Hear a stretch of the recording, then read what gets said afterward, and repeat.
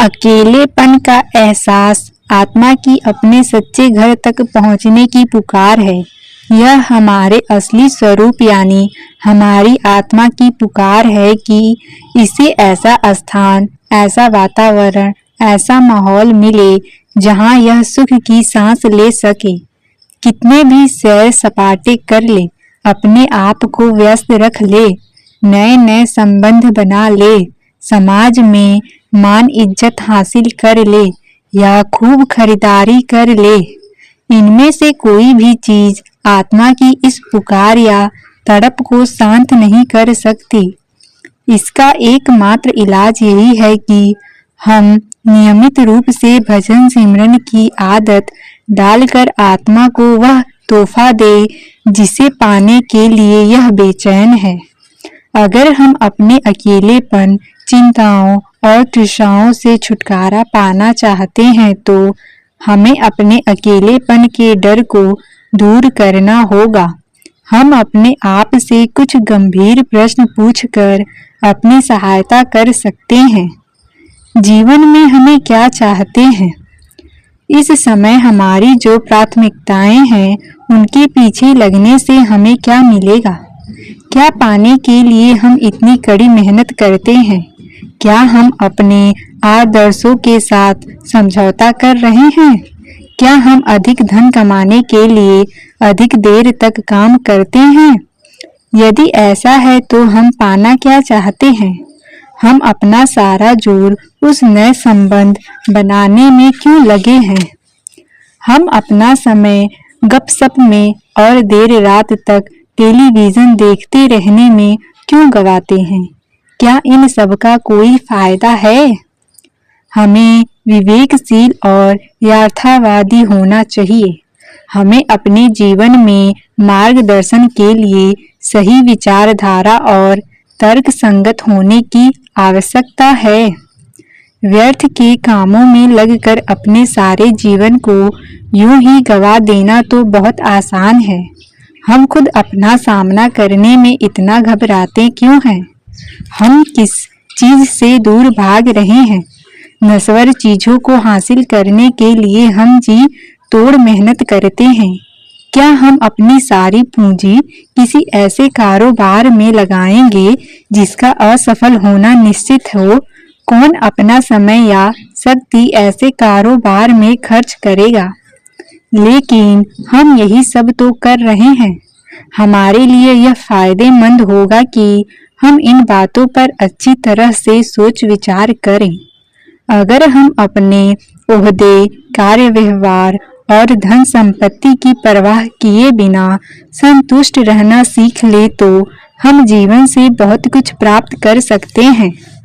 जीवन का उद्देश्य चिंता और परेशानी में हड़बड़ाते हुए इधर उधर भागते रहना नहीं है।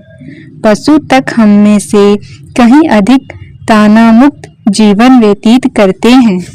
सबसे बड़ा संकट तो यह है कि जवानी से लेकर बुढ़ापे तक हम इस झूठे संसार को सत्य बनाने में लगे रहते हैं, परंतु अंत में जब भ्रम टूटता है और मौत सामने आ जाती है तो हमें एहसास होता है कि अपने जीवन में जिन कार्यों को हमने इतना महत्व दिया, जिनके पीछे सारी जिंदगी दौड़ते रहे, वे हमारे लिए कोई मायने नहीं रखते।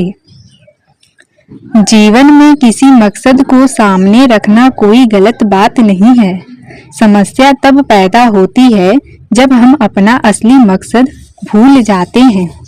चूंकि हमारी आत्मा शरीर में कैद है और इसकी शक्ति का संचालन मन द्वारा होता है, इसलिए हमारे जीवन के भौतिक और आध्यात्मिक पहलू के बीच संतुलन होना बहुत जरूरी है।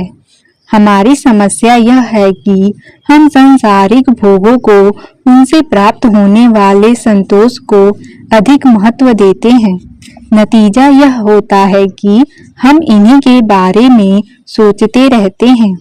हम इस सच्चाई को देख ही नहीं पाते कि इस संसार से प्राप्त होने वाला सुख केवल निचले दर्जे का है और सदा रहने वाला नहीं है।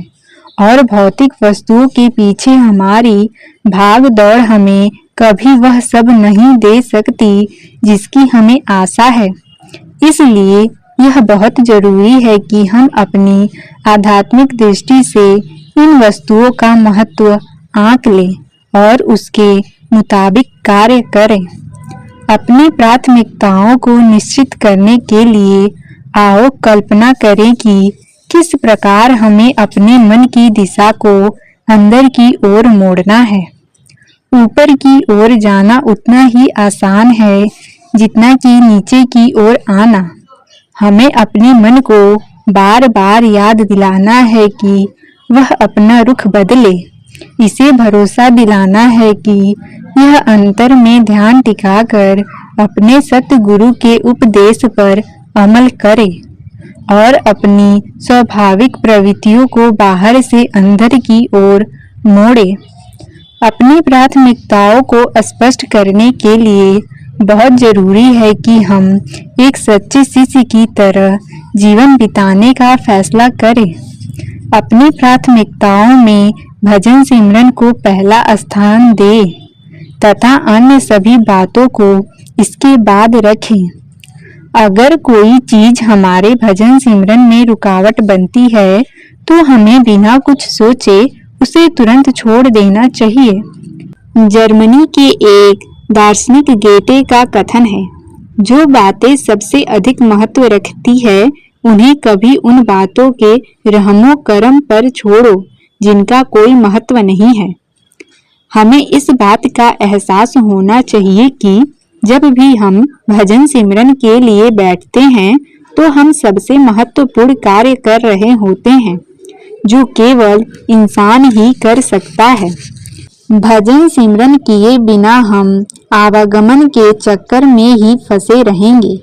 एक बार जब वक्त के देहधारी सतगुरु ने हमें नाम दान बख्श दिया है तो फिर कोई भी अन्य कार्य भजन सिमरन से अधिक महत्वपूर्ण नहीं है। जीवन के प्रति हमारा नजरिया ही हमारी सोच है। नजरिया और ऊंचाई दोनों का आपस में मेल है। जितना ऊंचा हमारा नजरिया होता है उतना ही अधिक हम बेलाग होते जाते हैं और भजन सिमरन करने के लायक बन जाते हैं। भजन सिमरन ऐसा नजरिया बनाने में हमारी सहायता करता है क्योंकि भजन सिमरन हमें ऐसी उच्च अवस्था पर ले जाता है जहां हमें जीवन के ये नाटक बहुत छोटे और महत्वहीन नजर आने लगते हैं। उन अवस्था में संसार की समस्याएं हमें इतनी बड़ी नहीं लगती जिन्हें सुलझाना नामुमकिन हो। साथ ही साथ भजन सिमरन के प्रति हमारा नजरिया अभ्यास में हमारी तरक्की को प्रभावित करता है। जब हम भजन सिमरन में बैठते हैं तो हम अपने आप को मालिक की रजा में रखते हुए बेलाग होकर स्वतंत्र रूप से कार्य करने के लिए तैयार करते हैं। इसका मतलब है ऐसी सोच विकसित करना कि हम उस परम सत्ता, उस महान शक्ति की आज्ञा में रहें जिसे हमने खुद से बड़ा माना है। भजन सिमरन करते हुए हमारी भावना ऐसी होनी चाहिए कि हम निस्वार्थ भाव से खुद को अंतर सतगुरु के हवाले कर दें और किसी परिणाम की अथवा अंतर में कोई दृश्य देखने की आशा न रखें। हमें चाहिए कि चिंताओं और इच्छाओं को भुलाकर हर प्रकार की शंका आशंका से मुक्त हो जाएं और एक चित्त होकर अपने ध्यान को सिमरन या शब्द में रखते हुए शब्द से जुड़ने की कोशिश करें। समय पाकर भजन सिमरन द्वारा हमारे अंदर भक्ति भाव तथा समर्पण के साथ साथ धीरज और मालिक की रजा में रहने के जो गुण विकसित होंगे वे से फिर हमारे जीवन का अंग बन जाएंगे। जो पौधा हम लगाते हैं उसका विकास हमारे हाथ में नहीं, वह पौधा अपने समय पर ही फल फूलेगा। हमारा काम तो केवल गड्ढा खोदकर खाद डालकर बीज बोकर उसे मिट्टी से ढक देना है, फिर उसकी सिंचाई करते हुए कीड़ों से उसका बचाव करना है और हर रोज उसका ध्यान रखना है। हम तो बस इतना ही कर सकते हैं। किस तेजी से पौधा बढ़ता है यह हमारे हाथ में नहीं है। अगर भजन सिमरन के लिए भी हमारी ऐसी ही सोच बन जाए तो हम सतगुरु के काम में बाधा नहीं डालेंगे और आध्यात्मिकता रूपी पेड़ निश्चय ही बढ़ेगा और हमारे जीवन में फले फूलेगा। अगर पेड़ की जड़ें पूरी तरह गहरी और मजबूत होने से पहले ही हम इसके बढ़ने की गति तेज करने की कोशिश करेंगे तो काल ही दुनिया के तूफान उसे उखाड़ कर फेंक सकते हैं और नष्ट कर सकते हैं। अगर हम जल्दबाजी करेंगे अपनी आशाओं को पूरा करने और रूहानी नज़ारे देखने के लिए उतावले होंगे तो हम सतगुरु के काम में अड़चन पैदा करेंगे। हमारा काम केवल ध्यान को तीसरे तिल पर टिकाकर सिमरन करना है और शब्द सुनने की कोशिश करना है। हमारी केवल यही और यही जिम्मेदारी है।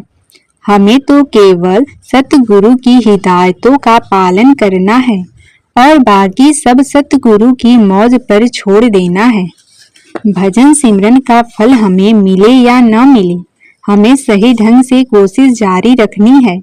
भजन सिमरन करते हुए हमारा काम है केवल अपनी कोशिश पर ध्यान रखना, नतीजे पर नहीं। मेहनत हमारे बस में है, नतीजा हमारे बस में नहीं है।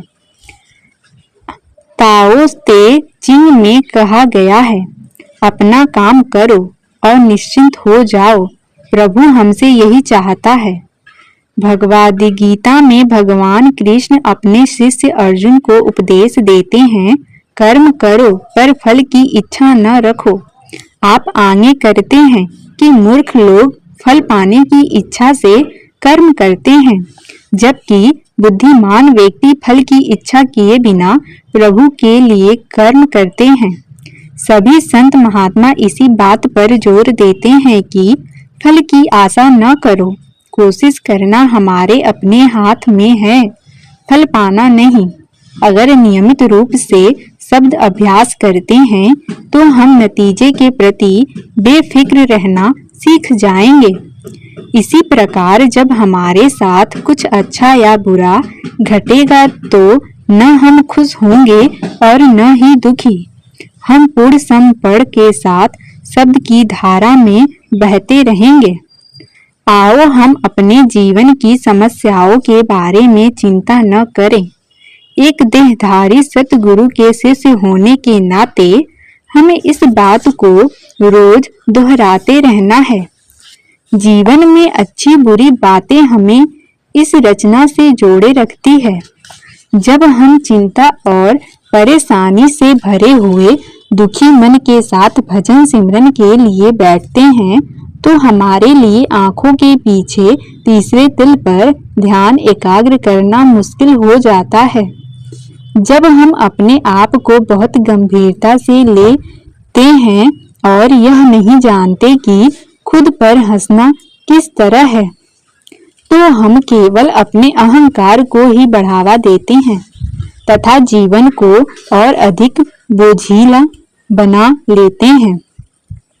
इसके उल्टा अगर हम जिंदा दिली से समस्याओं का सामना करें तो हम खुश और शांत मन से भजन सिमरन कर सकेंगे और हमारे लिए तीसरे तिल पर ध्यान एकाग्र करना सहज होगा।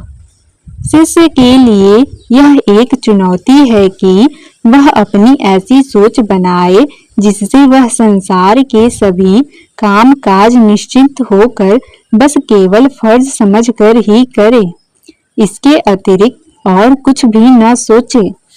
सकारात्मक सोच अपनाने से इस संसार से हमें आनंद मिलने लगता है।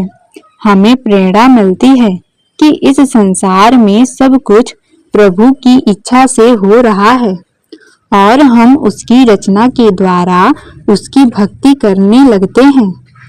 प्रभु के प्रति अपनी अपार श्रद्धा और आभार प्रकट करते हुए इटली के संत प्रभु और उसके जीवों की महिमा करते हुए कहा है। सकारात्मक सोच हमें इस योग्य बनाती है कि हम अपने हालात स्वीकार करें और भजन सिमरन के प्रति किया अपना वादा पूरा करने के लिए फिर से प्रेरित हों। सही सोच रखने से हम हर बात में अच्छाई ढूंढते हैं और धीरे धीरे हमें यह एहसास होने लगता है कि हम भी शब्द का रूप हैं और सृष्टि की हर वस्तु, हर प्राणी शब्द का ही रूप है। परंतु सबसे जरूरी बात यह है कि भजन सिमरन करते समय हम केवल अपनी कोशिश पर ही ध्यान दें। फिर चाहे कुछ भी हो, हम डावाडोल नहीं होंगे और अपने मनुष्य जीवन में न टलने वाले संकटों का भी हम पर कोई असर नहीं होगा।